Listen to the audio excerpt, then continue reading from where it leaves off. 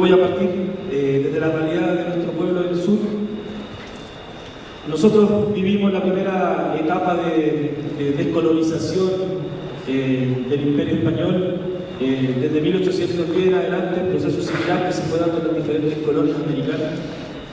Recién en 1818 se logra un proceso importante de unificación en donde los diferentes próceres y líderes del proceso independentista del sur del continente logran expulsar desde el Perú al virreinato de los españoles que estaban presos ahí. Y bueno, desde ahí empezó una etapa de independencia de nuestros territorios que empezaron rápidamente a presentar los primeros problemas. En Chile, ya desde los primeros años de que asume el gobierno Bernardo O'Higgins, los conservadores se hacen del poder, lo obligan a aplicar, y de ahí en adelante la política conservadora, realista, manejada todavía desde el Imperio Español, se instala como la política con la que se desarrolla nuestro país. Por lo tanto, la primera independencia solo alcanza a durar como un hecho, que es la expulsión de los españoles, pero de ahí en adelante toda la política con la que ha sobrevivido nuestro país hasta la fecha ha sido ordenada, permanentemente contenida desde el imperio y desde la Europa. Voy dando cifras para que se puedan dar dando cuenta de este proceso, que es un proceso que hasta el día nos golpea, que tiene que ver no solamente con la colonización, sino que tiene que ver también con la instalación de los mercados, con el monopolio del comercio y por supuesto con el manejo de la mano de obra. Nuestro país logró tener un primer proceso en que en algún momento nos entusiasmamos y pensamos, confiamos en que se venía la segunda y definitiva independencia, que fue cuando en el año 70 Salvador Allende asume la presidencia del país, el primer presidente socialista elegido democráticamente en el mundo. Era un gran paso, era un gran golpe el imperialismo, era un gran golpe el colonialismo. Pero ese proceso apenas duró 3 años y fue cortado bruscamente de golpe por el ejército, por los militares, que manejados, orquestados desde la CIA, desde el Departamento de Estado norteamericano, daban un golpe al proceso popular chileno, en donde hubieron más de 1000 muertos, otro tanto de miles de desaparecidos, exonerados, exiliados, en donde el primer golpe que se dio fue al movimiento social organizado. Se desarticuló el movimiento de trabajadores. En el año 70, cuando asume Salvador Allende, los maestros que habían estado desorganizados permanentemente, siempre habían estado por gremios, los primarios, los secundarios, los bachilleres, etc., logran un proceso histórico en nuestro país que es la unificación de los trabajadores de la educación en el gran sindicato que se llamaría Sindicato Único de Trabajadores de la Educación. Un proceso que costó, sí, pero permitió en esos cortos 3 años de gobierno de la Unidad Popular construir el primer proyecto educativo que Chile ha construido desde su propia tierra, con sus propios maestros, con su propio pueblo, que se llamó Escuela Nacional Unificada.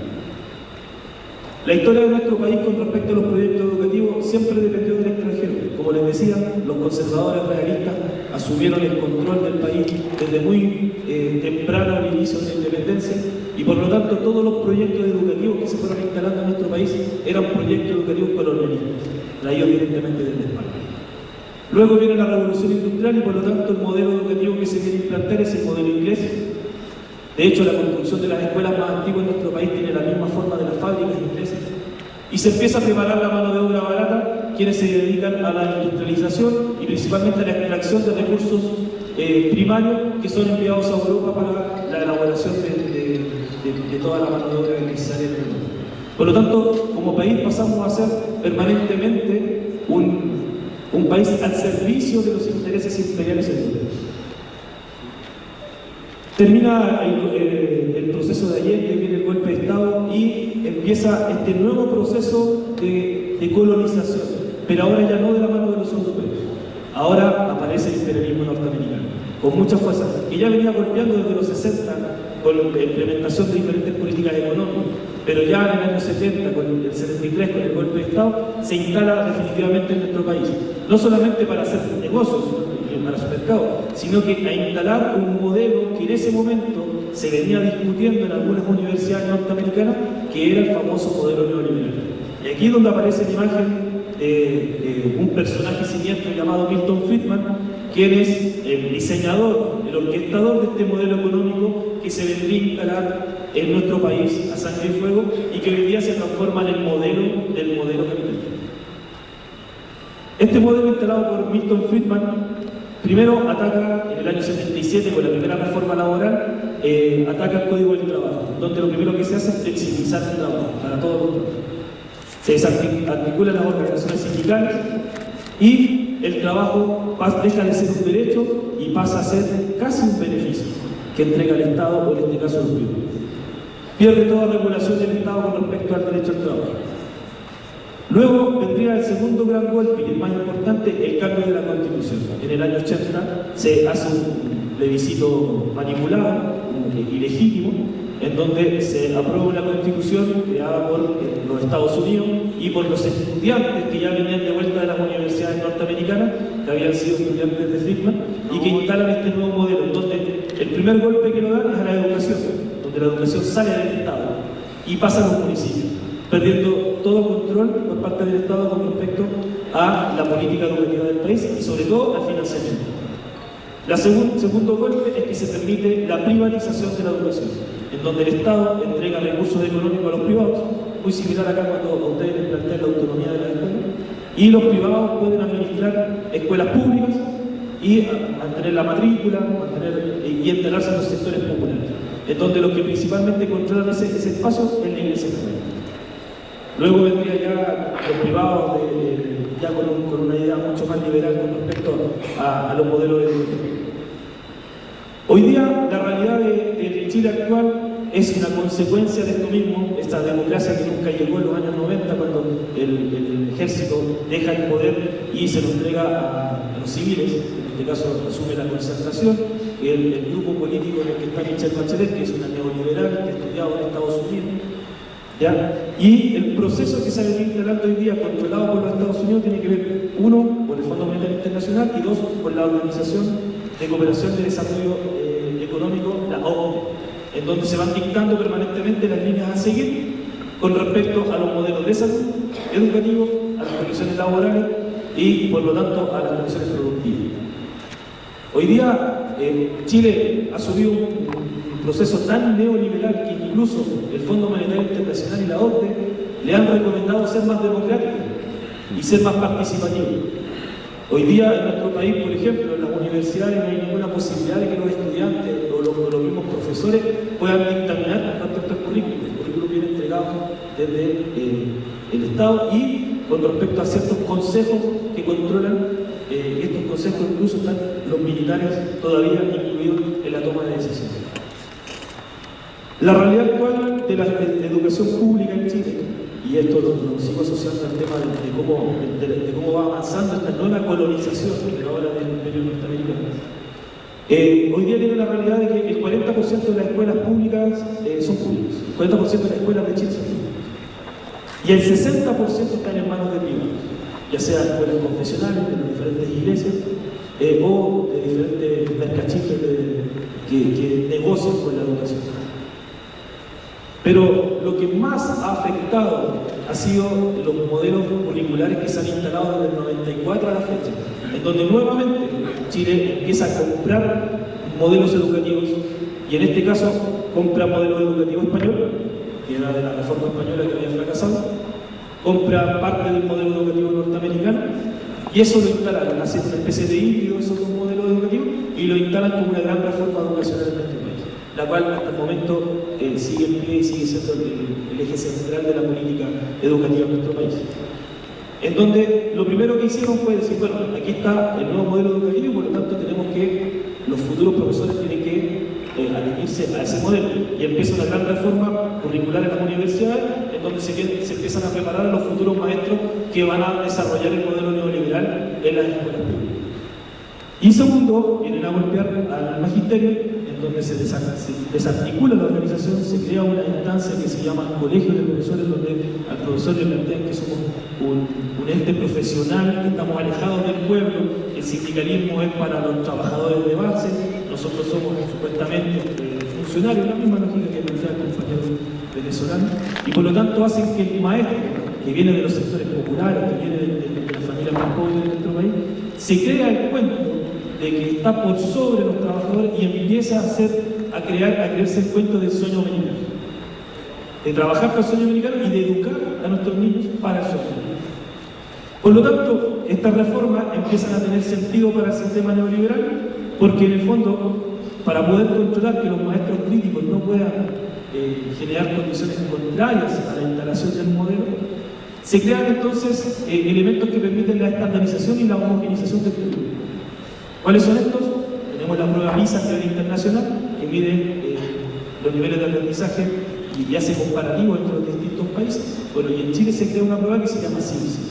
Es una prueba que mide la calidad de la educación, pero es una prueba estandarizada que no diferencia de ninguna escuela de otra. Si es rural, si es unidocente o es un gran liceo con muchos estudiantes, no hay diferencia. Es la misma prueba para todos los alumnos, para todos los estudiantes, y esta hoy día se está ejecutando en segundo básico, para ver el tema de iniciar la lectura, en cuarto básico, octavo, sexto básico, que hace poquito que empezó ahora, segundo medio, y luego, bueno, viene la prueba de selección universitaria, los que salen de cuarto medio y salen de la segunda.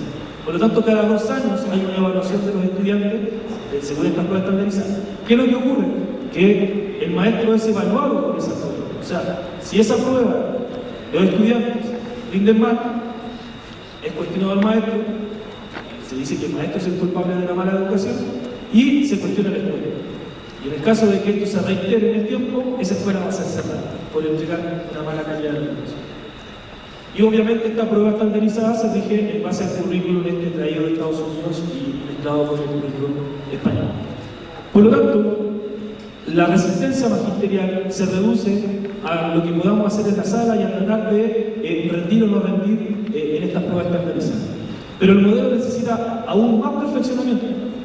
Y vienen nuevas reformas, que nosotros le hemos llamado ajustes neoliberales, no son reformas, sino que van ajustando el modelo, en donde aparece la evaluación docente. O sea, me evalúan a mí como maestro de manera personal, no solamente con los resultados de los estudiantes, sino que una evaluación que cada 4 años va evaluando cómo nosotros estamos ejecutando el modelo educacional chileno. En el cual, si yo por tercera vez rindo y no salgo bien evaluado, pierdo mi derecho a cátedra, o sea, pierdo el título, dejo de ser docente. Si yo salgo un año mal evaluado, me mandan a un curso de perfeccionamiento en donde me van a adoctrinar para poder enseñar en la lógica de la necesidad educativa del modelo. Por lo tanto, la homogenización y la estandarización de la educación chilena hoy día no permite que, por ejemplo, en las comunidades indígenas se pueda entregar educación que tenga que ver con la cosmovisión de los pueblos. Nosotros una alta densidad de población aymara en el norte, el pueblo mapuche por el sur, pero además tenemos una alta migración de hermanos peruanos, de hermanos colombianos que están en nuestra ciudad, y en la cual no se permite poder tener un modelo educativo que se adapte a las necesidades de integración de todos nuestros pueblos. ¿Por qué? Porque la medición, repito, es estandarizada y permanentemente homogeneizada. O sea, yo enseño de una forma y no me permiten hacer otra cosa. ¿Por qué? Porque además de la evaluación estandarizada, hoy día la planificación, la planeación de clases es clase a clase, minuto a minuto, donde me van revisando permanentemente cuáles son los contenidos que yo voy entregando, cómo yo me presento, cómo yo saludo. O sea, hoy día, antiguamente los viejos maestros decían, yo cierro la puerta de mi sala y yo veo lo que hago con mi estudiante.